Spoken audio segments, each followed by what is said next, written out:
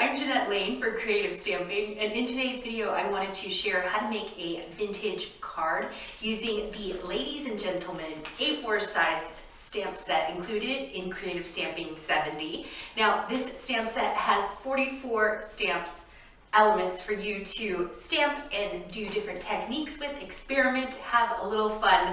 This is a great set just because the designs are gorgeous and they're really timeless because of that classic, and timeless because of that vintage quality. And so I wanted to do a vintage card, which is kind of a little bit outside of my comfort zone, but I thought it was just fun to get, a little bit messy, do something a little bit more inky. So let's get started on that tutorial. So to start off my card, I have a card base that I've made, so I just trimmed this into a square. I believe it's 5.5 inches by 5.5 inches, but any size square will do. And then I have my mat and layer, and so that's gonna go there. And I trimmed it just a little bit smaller so that we have a nice frame around our card, sorry. And so what we're gonna do now is weather our card front. Now I'm going to take some distress inks in a few kind of like browns and beige colors. And I'm starting off with tea dye, which is a really light brown, almost beige. So I'm just gonna add a layer of color all across my cardstock to give it that vintage effect. As I'm inking my cardstock, notice that I'm not being too precise, so it's a little bit splotchy and patchy. I'm not trying to achieve a seamless blend here. I just wanted to weather this and kind of give it an aged look, an aged effect, as you'll see, because I'm going to crinkle this up to really give it a weathered, old and beaten kind of look. So I am happy with that for now. So I'm going to crinkle this up in just a bit, but before I do any crinkling, I wanted to do some tone on tone stamping to really give this some interest. So what I'm gonna do is I'm gonna grab these sentiments here. I'm gonna go one shade darker, which is Rusty Hinge. And I'm just gonna stamp my sentiment here and there, do a second generation stamp there. So notice that I didn't ink up my stamp on the second round. So that is called second generation stamping. So I'm just gonna stamp again, maybe down here.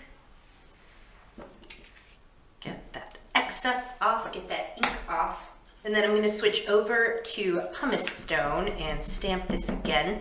And I'm okay with my colors. I didn't clean my stamp before inking my stamp up with pumice stone, just because, I don't know, I feel like with vintage and getting that weathered effect, like anything really goes, because ideally the intention is to make it look old and rugged, and so this is just a good way to achieve that look. And if you happen to drop your stamp, no worries, we aren't going for a polished look here. So really anything goes. So I'm gonna switch it up to the globe, the little map here. It's a globe, like a flat globe, a flattened globe. So I'm gonna mount that onto my acrylic block, and then I'm gonna take brushed corduroy. So the main colors that I'm going to be using today to do all of my weathering and getting that perfect vintage look, let me just run those by you. So it's brushed corduroy, tea dye, pumice stone, a little frayed burlap, rusty hinge, and gathered twigs. So those are going to be the main like browns and beiges that I'm going to be using, and also a little bit of gray that I'm going to be using in this project. So I'm just stamping my globe stamp all across my cardstock to really give it like that layered look, so that it almost looks like a collage, like this is how you bought your background paper, which I think is really fun. Now I'm going to switch it over to the gear stamp that we have here, so these 3 gears. And what I'm going to do with these, I'm going to go a little bit darker, so I'm going to take the rusty hinge color. Actually, it's not really darker, it's just going a little bit warmer. So I'm going to take these gears and stamp those also onto my cardstock. So lots of interest, lots of fun stuff going on in this background. So there's a lot going on here, lots of stamps that are building up my background. And I don't know, I'm just really happy with it. I feel like it's a little bit messy, a little bit crazy and random, but it still makes sense. So what I'm going to do is then crumple up my paper. So I'm going to do this a few times, just crumple it up till I get a really nice and crinkly kind of look, wrinkled look. So I'll crinkle it once, open it up, and crinkle it again.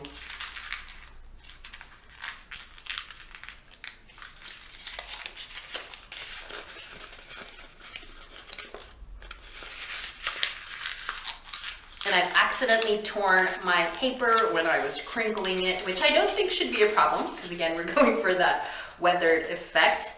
But if you don't want to tear your paper, just be a little bit more gentle, a little bit more careful. So now that I have those crinkles and wrinkles in my paper, I want to go over them with some rusty hinge. So let me switch out my little foam pad at the bottom. So I'm going to take the rusty hinge, and I want to accentuate those wrinkles. So I'm just going to go over these wrinkles with my rusty hinge color. And you'll see those wrinkles really start to come out, really start to pop.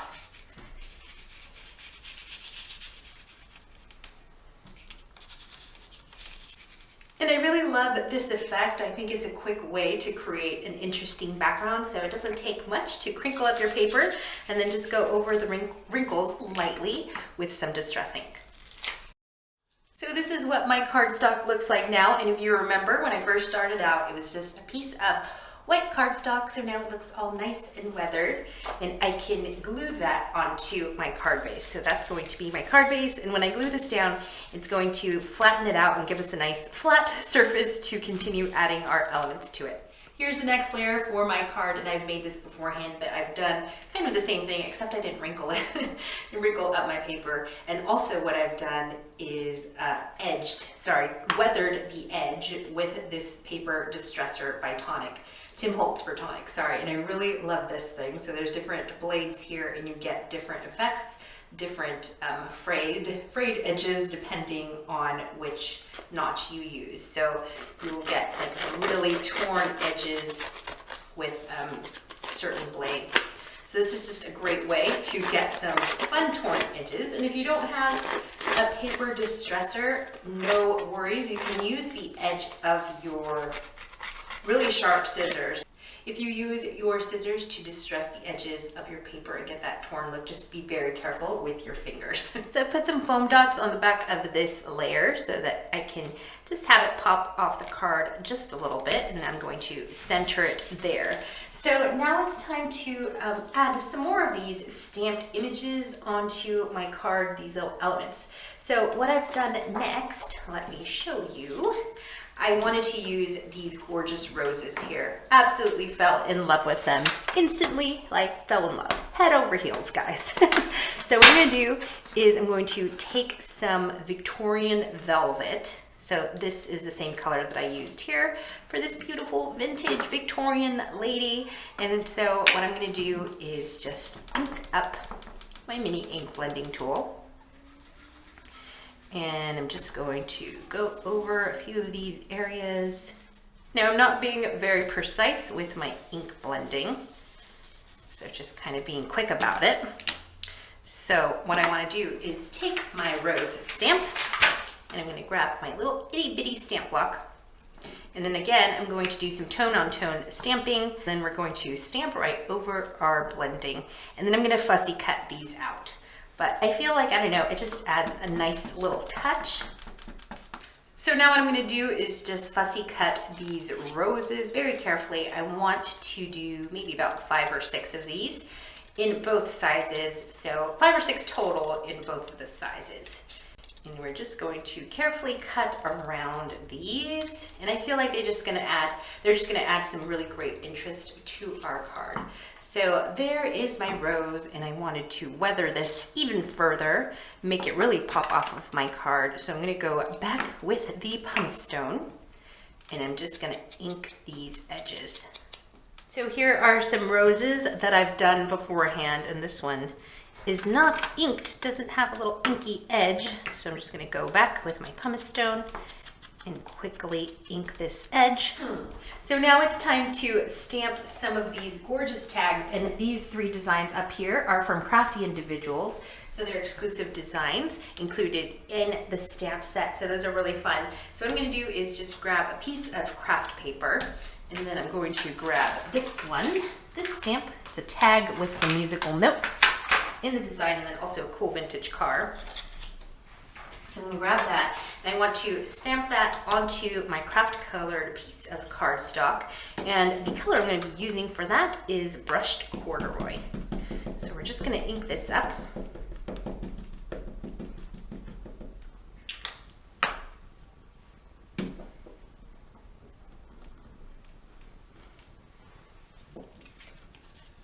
So there is our vintage stamp. So now we have a little vintage tag element to add to our card. And what I'm gonna do is just cut this out. And then of course, I'm going to ink the edges. I'm gonna use maybe a lighter color than what I used. I used brushed corduroy to stamp the tag, but I wanted to use maybe I'll go with Rusty Hinge for the edges because I don't want it to be too dark. So yep, we'll just use some Rusty Hinge right along the edges here.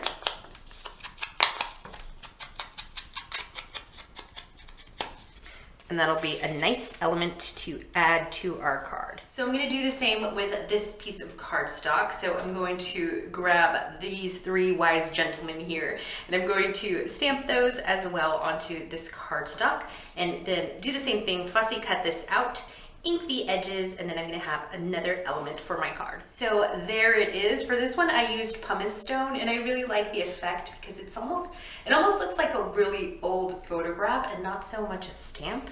So I'm really happy with how that looks. So I've got my tag, I've got this little card here, and all my roses, and I'm just going to layer these. Maybe I want this one on top. Maybe that'll do, but I kind of like the gentlemen, these dapper gentlemen. So I'm just kind of playing around with how I want all these elements on my card. So I think I'm happy with this. And this is the best part about crafting, is that you can change your mind and rearrange things, make sure they're just perfect, just the way you want them. Okay, so I think I'm happy with that. I'm going to set that aside, and then I'm going to grab another piece of cardstock, this beige cardstock. You can't go wrong with beiges and browns when you're making a vintage card. And what I'm going to do is grab the butterfly stamps, and I'm going to stamp those a few times because I want to make like a little butterfly that really pops. So this is going to be like, I want to fold the wings back and really add some dimension to my card. So I'm just going to stamp those with some pumice stone. And then I'm going to fussy cut these itty bitty butterflies out, and then we can move on to the next step. So here I have my butterflies, and I'm going to add these also throughout my card. Maybe one there on the corner, maybe one here. So everything is on my card the way that I want it. I'm really happy with everything, how everything is placed. So now it's time to glue it all down, and I'm going to be using some foam tape on some of the elements and also some Cosmic Shimmer, just some liquid adhesive, just to give all the different layers like different dimensions. So I'm going to have a little play with where I put my foam tape. But before I move on, I wanted to stamp my sentiment. So what I'm going to do is grab this Best Wishes sentiment, and I wish I would have done this before I mounted this to my card front. I totally forgot, but it's going to be okay, because if my stamping isn't perfect, it's a vintage card, it's meant to look weathered, so I'm definitely okay if it's not 100% perfect and polished. So I'm just going to ink up this Best Wishes stamp with Rusty Hinge. And we're going to stamp it right here, right along the side. Looks pretty good. Happy with that. Okay, so now it's just time to glue everything down. And then I'm also going to be adding some pearls, some like light purple pearls throughout my card just to give it a little bit, to bring out the purple in this Victorian, sorry, not Victorian velvet, in milled lavender.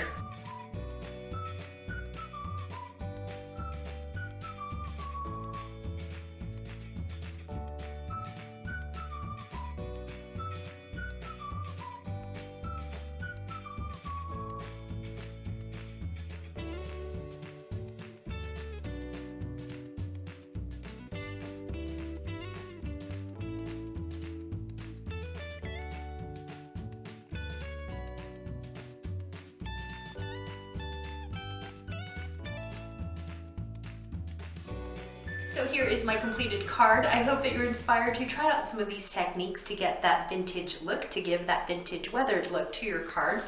But also it was just really fun to use so many of these stamps included in the Ladies and Gentlemen stamp set to create all the elements in my card, which is really fun. I hope that you enjoyed this tutorial, and don't forget to pick up your copy of Creative Stamping issue 70. Don't miss out on this Ladies and Gentlemen A4 size stamp set included with the issue.